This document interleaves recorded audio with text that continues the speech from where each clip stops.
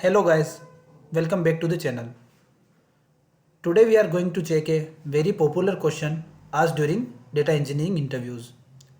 And I know that after getting the question, most of you guys are very confident in solving this challenge. But I'll show you what are the some of silly mistakes we generally do while writing the solutions.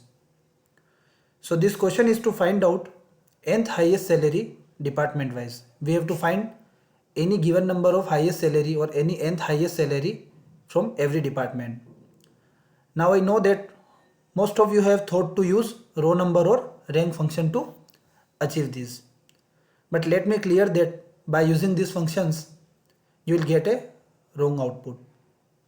So let's check the sample data, what should be our expected output and why we should not use this row number and rank function to solve these questions.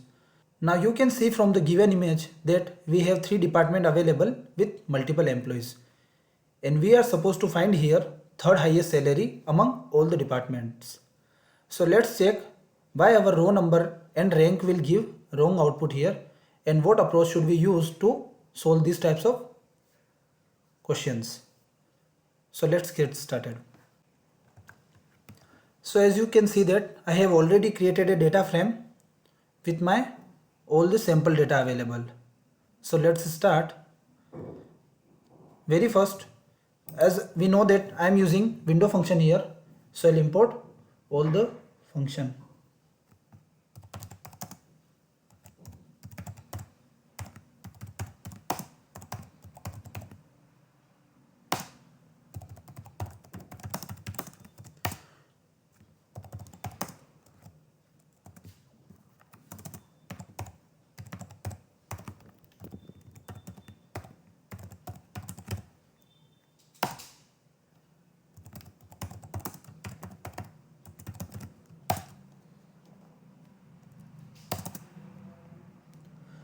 So now I am defining here my window function. So very first we'll check this with row number and rank and like what are the output we are getting and how it is incorrect.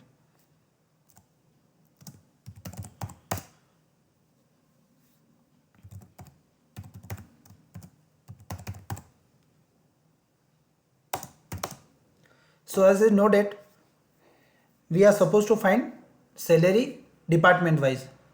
So I'll use this window function and I'll partition my department and I'll order my salaries in descending order.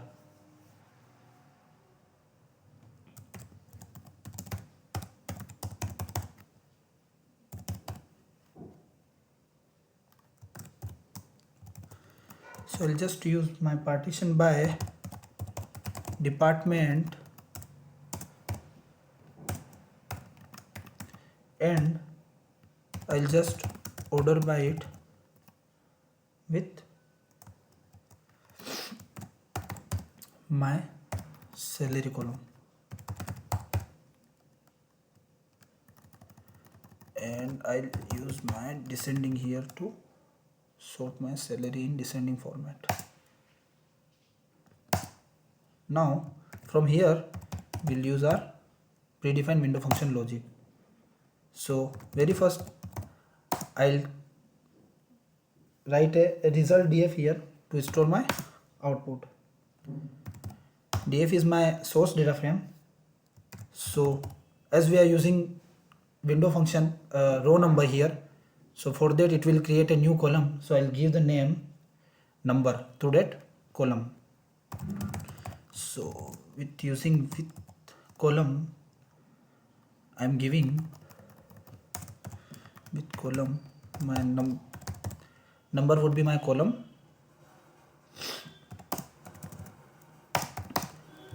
and now we'll see I'm using my f dot row number function here and in my over clause I'll pass this partition by condition.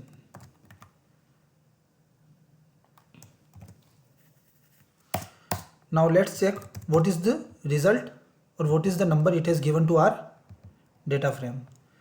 So I'll just display my output here.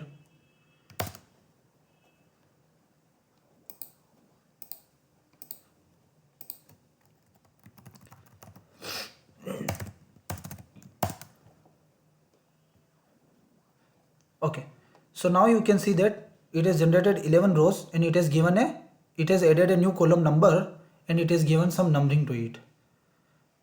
Let me expand this and let's check. So if you will see that first it has grouped the data department wise. So we got 4 rows for our data engineering department, 4 rows for our software development department and 3 rows for our web development. And you can see that salaries is been sorted in descending order. So very first salary is 95,000, second one is our 65,000, third is also 65,000 and fourth would be our data engineering salary is 61,000. But now if you'll see that this 95,000 is the first one, 65,000 is the same salary for two different employees who are in same department, data engineering. So if I would say I want to find out third highest salary, so it would not be my 65,000, it should be my 61,000. But if you will see that by using this row number, as we have used this row number window function here, what was done was like it provided a numbering to every row. So for 65,000 it should give 2 at both the places, but it has given first, second, third and fourth. So this is how, if I'll sort this data with my third highest salary, instead of giving this 61,000 it will produce 65,000, which will be our wrong answer, because our distinct third highest salary will be 61,000. So this was the scenario where we should not use row number. Same applies while using rank function also. So you can see that at place of row number, if I'll use my rank, let's check what is the output we are getting now. So while coming to data engineering section, for this 65,000 in both the rows it is given 2, 2. But this is the functionality of rank. We know that if it is giving any same number to the above row, then that number will be skipped in our next row and it will give +1 number to the next upcoming row. So same thing happened here. At place of this 65,000 it is given 2 at second and third row, but instead of giving 3 it is given us 4. So this is how, if you are finding third highest salary, you won't get any output from this data engineering department. So to overcome this issue, we should use our dense rank function here. So let's check this with dense rank.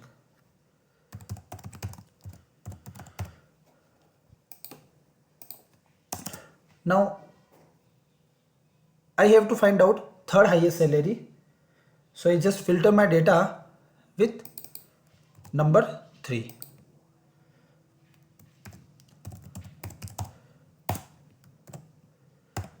So I'll just store these in my result data frame only, and I just filter this with my number column should be 3. So I'll just pass my 3 here and let's check what is the final output we are getting now. So I'll display my final data frame here. Okay, so very first let's check what is the number given with our dense rank. So you can see that for data engineering 95,000 1 is given, for 65,000 2 is given. Now for the third row also we have same 65,000 available, so here also 2 is given. But you will see that in my fourth row where we were getting 4 in condition of rank, the number is given is 3. So this is how we'll get our correct output here. So my final output would be employee name, their department, their salaries and the number or the asked highest salary number. So employee A from data engineering is getting 61,000 employee H from software development is getting 65,000 and employee J from web development is getting 33,000, which is the third highest salaries among their respective departments. So in our scenario, data engineering 61,000 is correct answer. So this is how we'll solve this approach by using the dense rank. I hope you understood the logic we have used here and why we should not use row number and rank function to solve this type of scenarios. Thank you for watching this video. Please do like and share the video as I am coming with more data engineering challenges. So please subscribe the channel and stay connected.